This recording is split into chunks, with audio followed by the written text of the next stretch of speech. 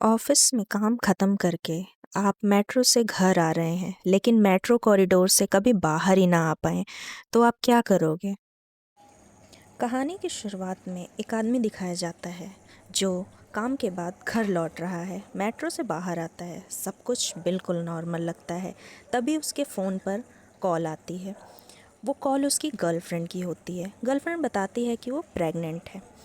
ये सुनकर आदमी कुछ सेकंड के लिए चुप हो जाता है। उसके चेहरे पे खुशी कम और डर ज़्यादा दिखाई देता है। कॉल ख़त्म होती है और वो आदमी स्टेशन के लंबे कॉरिडोर में चलने लगता है।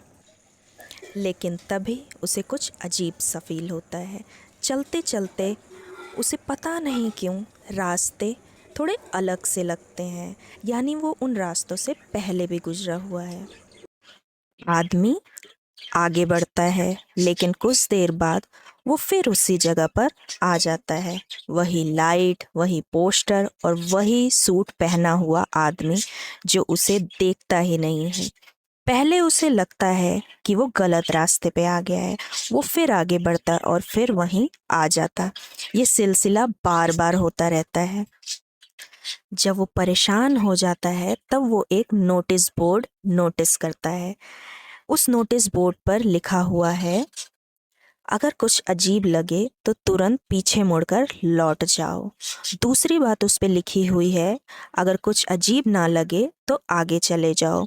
और तीसरी बात उसमें लिखी है, अगर रास्ते में कुछ गलती करी तो फिर शुरू से स्टार्ट करो। आदमी को हंसी आ गई। उसे लगा कोई मजाक कर रहा है, ऐसा थोड़ी होता है। लेकिन फिर पहली अजीब चीज दिखाई देती है। वो आदमी एक पोस्टर के पास से गुजरता है। पोस्टर कुछ अलग सा था। उस पोस्टर में लड़कियों का चेहरा दिखाई दे रहा है जो स्माइल नहीं कर रही हैं बल्कि रो रही हैं। फिर पोस्टर के आसपास खून आने लगता है, जिससे आदमी घबरा जाता है, यानी कि मिताया। उसे नोटिस बोर्ड की बातें याद आ जाती हैं। वो तुरंत पीछे मुड़ता है और कॉरिडोर में भागने लगता है। अब सामने उसके एक लिखा हुआ है, यानी कि एग्जिट एक दिखाई देता है। मतलब ये कि उसने सही फैसला किया। इसी तरह उसे एग्जिट 8 तक पहुंचना है, लेकिन ये रास्ता आसान नहीं होने वाला है। अब वो आदमी हर चीज को नोटिस करता हुआ चलता है, जैसे दीवारें, लाइट्स, पोस्टर, लोगों के चेहरे, दरवाजे, खिड़की, क्योंकि एक गलती और उसे फिर से जीरो से शुरू करना पड़ेगा।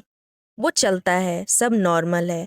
वो आगे बढ़ता है, फिर अचानक लाइट्स टिमटिमाने लगती है, कदमों की आवाज आने लगती है और वो मुड़कर पीछे देखता है। वही वॉकिंग मैन खड़ा होता है, लेकिन इस बार उसकी हरकतें अजीब सी थी। आदमी डर के मारे भागने लगता है और फिर वो जीरो पे पहुंच जाता है। अब उसे पैटर्न समझ आने लग गया था।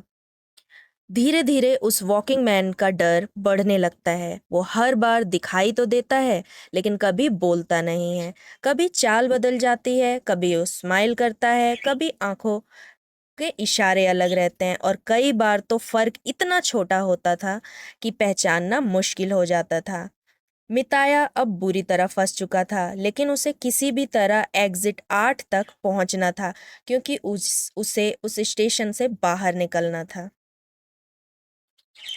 जैसे तैसे मिताया एग्जिट 3 तक पहुंच जाता है, अपने सूझबूझ और समझदारी के साथ। फिर उसे एक चीज दिखाई देती है। वो चीज नहीं होती, वो होता है एक बच्चा। पहले तो मिताया घबरा जाता है, लेकिन फिर वो उस बच्चे से पूछता है कि क्या तुम भी मेरी तरह ही हो, या एक कोई असामान्य घटना।